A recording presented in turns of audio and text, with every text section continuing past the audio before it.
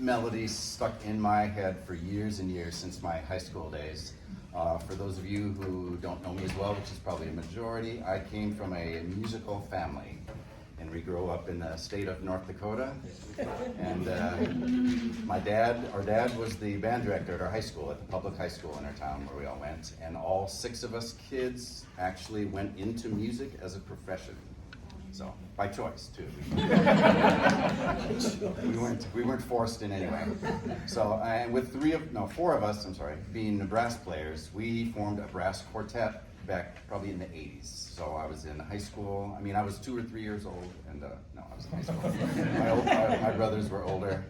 My brother Jim, who did all our compositions, was the composer and arranger for that quartet back at that time as well. He had just gotten out of the U.S. President's Own United States Marine Band on euphonium, and 2 other brothers, Jerry and Dan, were the trumpet players. And at that time, I played this kind of weird-looking instrument here. So I wasn't playing the big ones yet, you know.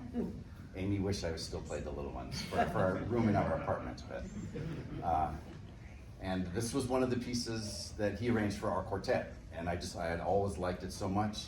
And just a couple of years ago, I asked him if he had the arrangement for it, because later we're doing some Norwegian dances that he had arranged for that quartet, and he sent me that arrangement, and I used his arrangement for our arrangement.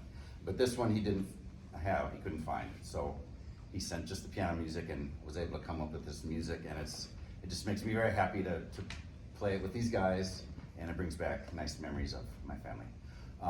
And speaking of olden times, we're going to move on to the only piece on this program that was not written for this trio, and I'll explain more of that on the other side.